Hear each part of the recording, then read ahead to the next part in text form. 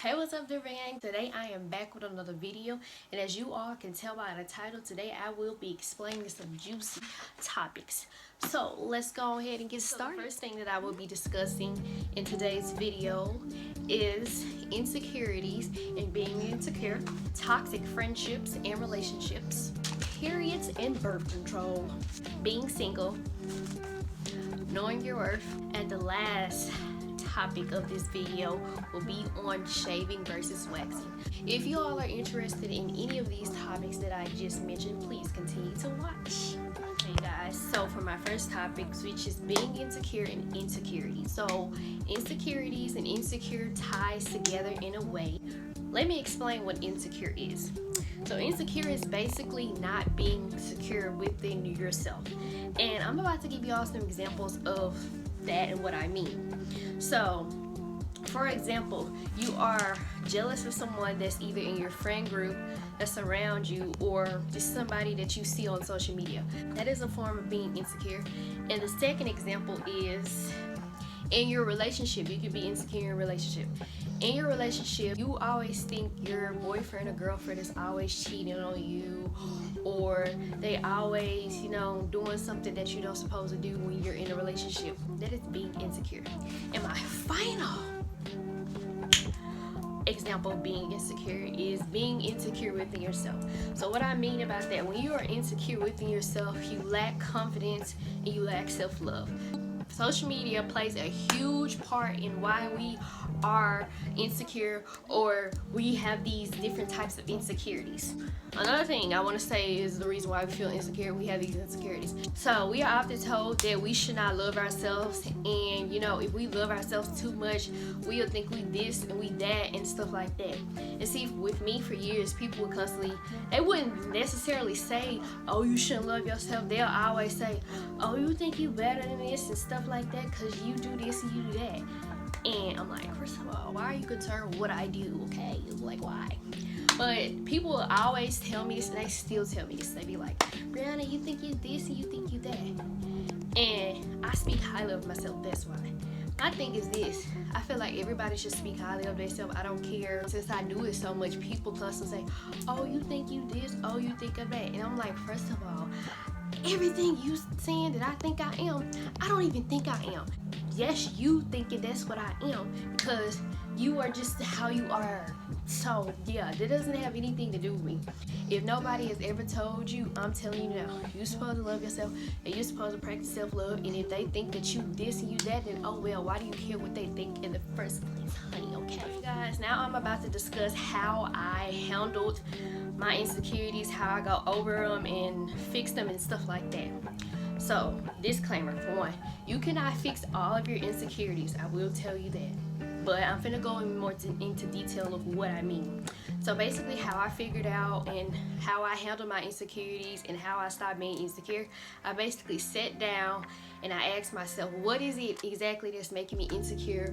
What is it exactly that's making me feel this certain type of way, and why am I feeling this way, and why do I feel insecure? I began to work on myself, and yes, it did take time.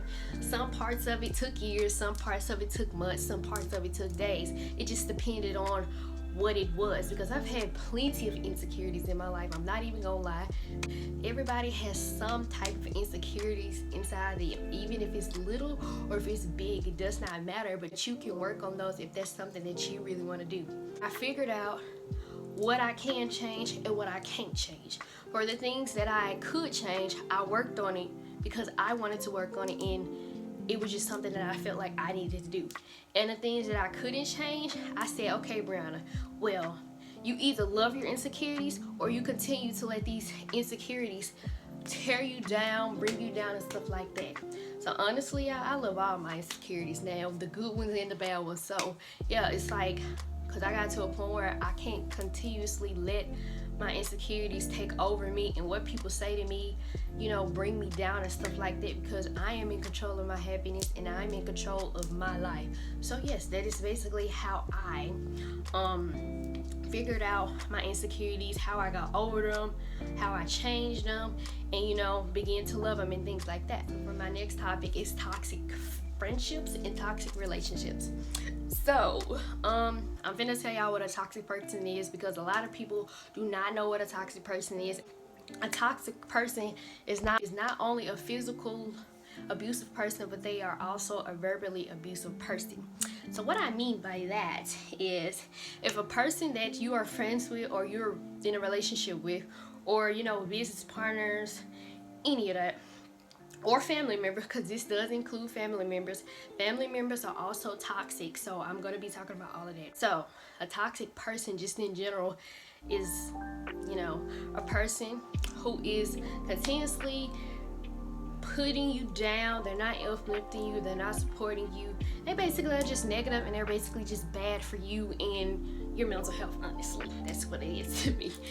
So like I said, you can have toxic family members. There's a such thing as toxic family members, toxic friends, and toxic relationships. You don't even have to be with that person romantically, but it could be business partners, co-workers, and stuff like that.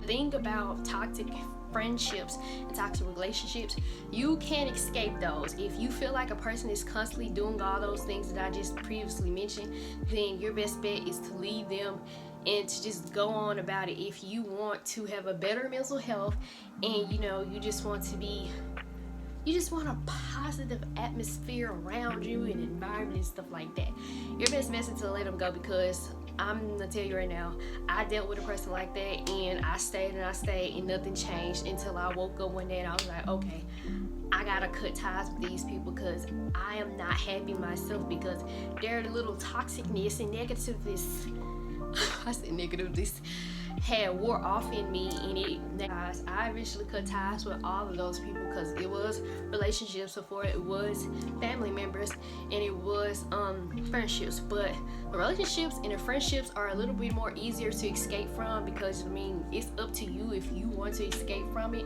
So yeah, that's how I was. So personally, with me, I just want all positive vibes, positive people around me. I don't want any negativity. I don't want negative people in my ear anymore. I don't want them around me. I don't even want to follow them on social media. Now when I see negative people on social media, I literally just unfollow them, because I can't do it anymore. Like, it eats me up inside, so I cannot do it anymore. So for your family members, you cannot cut your family members off, because first of all, that is your family. But if you live with them, your best bet is to either go to a friend's house, stay with a friend, or go to another family member's house, stay with that family member until you have enough of what you need to survive, meaning your own place, your own car, job, all that. So my best bet is to tell you to go stay with a friend, or go stay with a family, or go over a friend's house, or go over a family member's house, and just do what you have to do until you are able to provide for yourself. And so for the people who don't live with these toxic family members, but like I said, they're still in the family, if you all are having a family function, all you honestly have to do is speak to them, because that is just common courtesy. You can speak to them, go on about your business. If they come around you being toxic, you either can get up and go somewhere else at the family function, but do not leave the family function, because if you leave that family function, first of all, everybody is going to wonder why, and they're going to start asking questions, and second of all, you're going to give that person who is being toxic or negative towards you power. They're going to be like, oh yes, I got her to leave.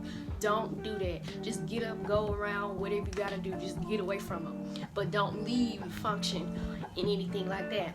And another thing, kill them with kindness. People hate it when you kill them with kindness. Like, you kill them with kindness, it could be like, what? I can't get to her no more. Let me find my next victim.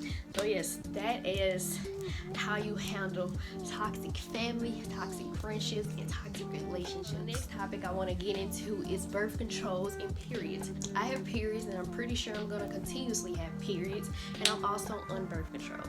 So you guys, in the 6th grade, I started my period, and by the 9th grade, it was like my cramps and my bleeding started to be very severe, that it started to worry my doctor. So my doctor was telling me ways that I can stop this severe bleeding and these severe cramps. Cause like y'all, I was doing paranormal activity things. If y'all don't know what that is, Google it and y'all will see, and that is low-key scary. So yes, I was doing that type of stuff, so that is why I got on birth control. So let's get into periods first, cause so periods can come early or periods can come late. And if your period comes early, it's nothing wrong with you. If your period comes late, it's nothing wrong with you.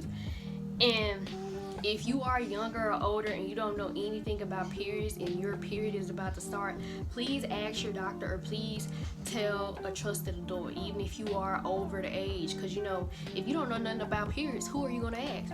My best advice is to ask a woman that has had periods that you trust. You should most definitely do that if you're about to begin your period, or you just want to know some knowledge about it, or you can Google it. But the thing about Google, you can't go off everything on Google, because everything on Google is not real. So yeah, that's why I say it's best to ask somebody that you trust, so you can get the proper things for it, and you just have the proper knowledge about it. Okay, so you guys, now let's get into birth control. So like I said, I am on birth control. I've been on birth control since my 9th grade, and I'm currently a sophomore in college. So yeah, I've been on it a long time. So I know a little bit about it. So what is birth control? If some of you all don't know what birth control is, birth control prevents you all from having babies. So the thing about that is, some birth controls are effective and some birth controls are not effective. It just depends on the woman body and what type of birth control they are on. Before you are deciding to get on birth control or thinking about it or something like that, please consult your doctor, because they know more knowledge about it than the internet does. I'm just gonna tell y'all that, because I am the type of person that loves to Google every single symptom and every single thing, and I keep forgetting, everything on the internet is not real, Brianna. So yes, they have different types of birth controls. They have the patch, they have the pill, they have the shot, and I think they have the ring. I'm pretty sure they have plenty of more, but I really don't know, because those were just the ones that were suggested to me when I first started birth control back in the 9th grade, which was like years and years ago.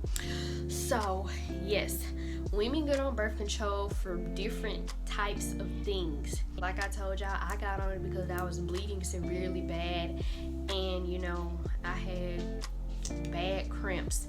No, I didn't get on it because I was fast or anything like that, because that's just not me. But don't get on birth control because you heard your friend got on it and he made her thick. Don't get on birth control because you heard your friend acne cleared up, because let me tell you this, birth controls react differently on different women's body. So yes, it may have made your friend thick, yes, it may have made your friend acne go away, but if you get on the same birth control and it don't do it for you, you're gonna be disappointed. So please consult your doctor first. So the next thing I want to discuss, you guys, is being single. So if you all don't know, I have been single ever since December of 2019, and it is currently November 2020. So I've almost been single for a whole year. And being single honestly isn't bad. The reason why I am single is because I wanted to take out the time for me to focus on myself and to break generational curses, and also to figure out who I am and know what I want and know what I like and stuff like that. Being single honestly has taught me a lot about myself. Really honestly decided because I want a happy marriage and I want my kids to be happy. So me being single right now is a way deeper meaning than most people being single. So yeah, I'm not trying to say that me being mine is better or anything like that, but mine is for a deeper meaning. I want my children to grow up with their mom and their dad happily married, and I want my kids to be happy too. So what I mean by that, I basically want to be a great mom and a great wife and a great anything. I just want to be a better person all around. And I feel like, constantly dating and stuff like that, I just never really learned to fully love myself by myself, and I never fully really learned to learn about myself and what exactly I like by myself, because I always had a boyfriend, I always talked to somebody or something like that. So that is why I'm single. But if you are single, no matter what age you are, it's not a bad thing. Like I said, it's people that's single, that has been single for probably 10 plus years, 3 plus years, 5 plus years. It honestly don't matter. Being single is an amazing time because you get to figure out who you are, what you want, what you like, what you don't like, and you know, you get to just experiment and explore by yourself. Now that I'm single, like I said, I know exactly what I want. I know exactly what I will take and what I won't take, and I love myself enough, and I know that, you know, I am enough for whoever God sends me, because if God don't send them, I don't want them, period. I don't want them. But yeah, you guys, so if you're single, it's not a bad thing. I think it's a good thing. I think it's a time in your life to figure out who you are and what you like and things like that. So the next topic is knowing your worth. So in knowing your worth, I kind of touched on it a little bit in when I was discussing about me being single. So basically, you honestly need to understand that no, you are a person.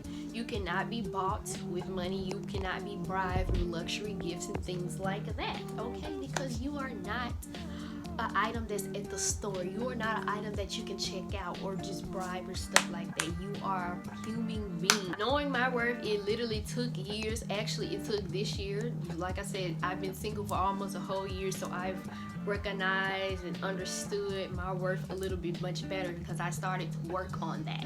So how I understood what my worth was, I sat down and I asked myself, I was like, Brianna, what do you want from this? What do you want from that? Why do you want it? Do you see yourself having it, and things like that? So I figured out what I will take and what I won't take. Not from just a partner, not from just, you know, working with people. It's just what I will take and what I won't take in life. So yes, it's honestly how I figured out my worth. I sat down, I asked myself, and ever since then it's been better. And I am 19, so I am always growing. It's always room to grow. My mind's always constantly changing for the better. So just because you may not know your worth now does not mean you won't know it down the line, because it does take some time. But you know, once you figure it out, you will be Gucci, okay? Knowing my worth has now allowed me to know what I want in a husband, what I want for myself, what I want in my children, what I want in my future businesses, what I want from YouTube, what I want from family, and things like that. And now that I know my worth, honestly, my standards have went up a little bit, and I know what I will take now and what I no longer will take. And half of the stuff that I took, I cannot believe I even took. It's like, baby, why did you do that? But you know, like I said, we are all revolving and we are all growing. It is okay. You live and you learn from the mistakes. Another thing I want y'all to know, if a person cannot meet your standards or halfway meet your standards, is really meeting your standards, or they're just not giving you what you want or what you are worth, don't influence it, because that is one of the biggest things I had to learn. And not knowing my worth, it's like I used to settle for anything. Now I settle for the best, and God wants everything good for me. So if God wants me to have everything good, why would I settle for less? So yeah, I don't know if y'all believe in God, but that is just personally my example. And I love using that example because, like, He wants everything good for me. Why would I want to take the bare minimum anymore? Because I'm not doing it. That is my biggest recommendation on how to find your worth, how to know it, and stuff like that. You need to figure it out for yourself, because at the end of the day, you are the person who is making your own decisions in life. So just think about that. Okay, guys, so my last topic is shaving and waxing. So if you are a man or if you're a female, you get pubic hairs and you just get hair all over your body, because you know, it just is what it is. Some people are lucky enough to not even have like hair growing certain areas on their body or hair growing at all. Y'all are some lucky people, especially if you are a female. But I personally like shaving and waxing. If y'all don't know, shaving, you gotta basically shave like every other week, and it gets exhausting at times because it's like, why do you have to do it every other week? With waxing, you do it every 2 weeks depending on how fast your hair grows and things like that. I personally like both of them. Like I mentioned, some parts of my body, like my arms and other parts of my body, I wax. And some parts of my body I just shave, because like, I'm gonna tell y'all this. I know y'all like, girl, what? You ain't supposed to do it at the same time. I know. Like my arms and my legs, I got them waxed, and like no hair was coming up. But when I shaved it, it was a lot of hair. So yeah, some parts of my body like shaving, some parts of it like waxing. So that's why I wax and shave. You personally do whatever you like, because shaving can be painful if you like accidentally cut yourself, and waxing can be painful at first if you are just starting out.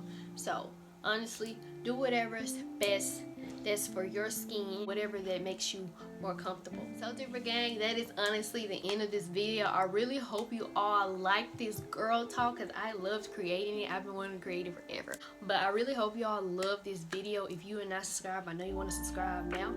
And remember, DipaGang, to always remain positive, be a positive person, speak positivity in your life. And I love y'all, DipaGang. I hope y'all have a great day or a great night, and see you in the next video.